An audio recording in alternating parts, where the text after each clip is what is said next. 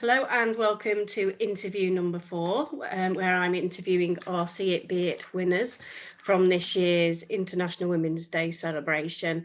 And this is Mairead. Hello. Hi.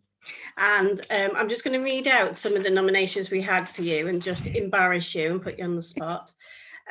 So somebody said a year ago, Mairead started her own tutoring business, which she manages fantastically, giving so much time and energy to her students that she really cares about. She recently became qualified to teach English as a foreign language, which is an amazing achievement. Somebody else has put, Mairead is one of the most inspiring people I've ever known. From losing her mother at a young age to her battles with health, I've never seen anyone with such grace. And then there's a couple more as well. So just tell a little bit to people that don't know what you do and why your tutoring come about, really. So I am a tutor. I teach Spanish, French, Italian, and English. And in September, I'll be doing Welsh and Latin as well. And I started tutoring because I originally became a tutor when I was 16 and I left high school. And then I stopped when I went to university. It wasn't until last January that I was out with Charlie. We were in Nantwich and we were talking to a family, and their daughter was struggling with French. And I said that I used to be a tutor, and he said, what would it take for me to get back into it? And I went home and I thought about it, and I realized that languages has always been my passion and that it's always been something that I've wanted to share with people. So I messaged them back the next day, and then CMD tutoring was born. And then we went into lockdown and I lost my only 3 students. So I kind of, at that point, I gave up. I was like, what's the point? It's clearly not meant to be. And then, as you mentioned about losing my mum at a young age, I went to sleep and I had a dream where my mum told me to get my act together and stop being a quitter. And I was like, oh, all right then, mum, sorry. So I woke up the next day, we were in lockdown, and I put a message on Facebook saying that lessons were £5 while the kids were out of school to stay entertained and stay distracted from COVID.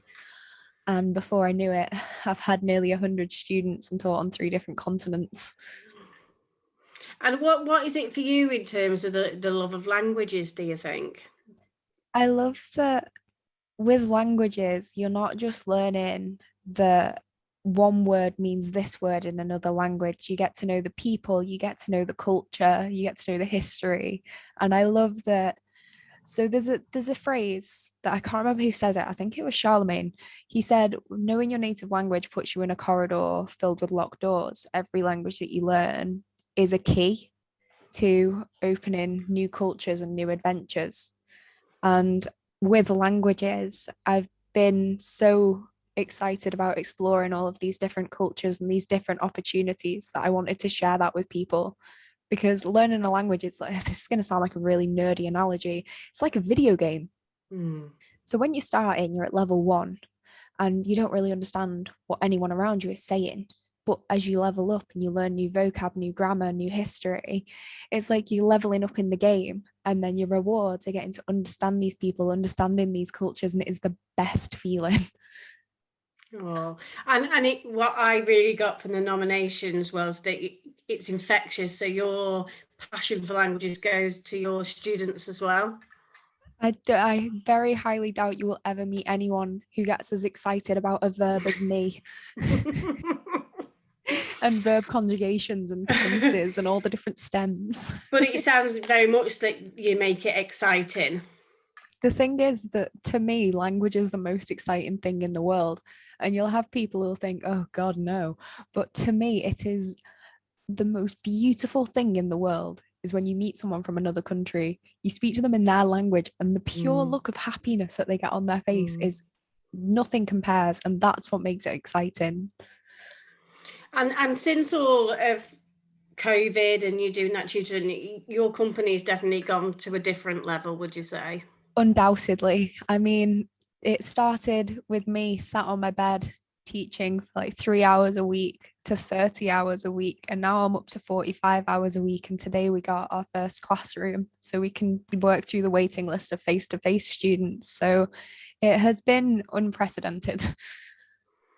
And obviously really loving it. With my whole heart. I wake up in the morning excited to do my job. I go to sleep excited about the next day and the next students that I'll have. I think I'm one of the only people excited to mark exams because it means I'll get to look at more languages. Have you got any more ambition with the languages and what you want to do locally or further afield? Undoubtedly. So when I graduate next year, I'm hopefully doing my master's in teaching Spanish, which will mean doing a school placement and getting my qualified teacher status. I'm then going to carry on with my tutoring. And my goal is to eventually go into schools and show the health benefits of learning languages as well as the social benefits. Because a very little known fact is that learning a language stops the early onset of dementia by 6 years. So I want to make sure that's known and that encourages people to succeed in their languages, and it opens up new opportunities to them, especially locally, nationally, and internationally. I don't see CMD tutoring being stopped by borders. And particularly because you can speak the language, so it helps as well. Mm-hmm. And our award was all about that role model, and I think what's so lovely is you really do invest in your local community that you're from as well, don't you, as well? I try to. I mean, the community, Winsford is a small town where everyone knows everyone, and that means pretty much everyone knew my mum. And whenever I see people and whenever I achieve something new, they tell me that my mum would be proud, and that makes it feel like she's here again, even if it's just for a minute. Mm. But with the community, I I put in more than I receive so that the others who need that encouragement and that enthusiasm will have it there for them. So, with a lot of my local students, what I've done this year is no one else knows this, but I've told them that I got a specific amount of funding to pay for their diplomas. I've paid close to £700 out of my own pocket to get these kids diplomas in their languages to help further their opportunities because I just want to see them succeed. Mm. And that's the positive role model that we wanted to recognise as well. And I know you're extremely excited about your blue plaque. It still hasn't So we're sank in. going to get you a nice picture of that, and then you can decide where you want it as well. So I guess for us, it's just a huge thank you for all that you do for the local community. Not that you need us to thank you, but it was recognised by the people that nominated you as well. But I know this isn't the end of the conversation for us with you, because we've got other plans hopefully as well. So well done. Thank you. And keep doing what you're doing. That's all I can say. Thank you so much, honestly. It's been a pleasure and an honour. Oh, thank you.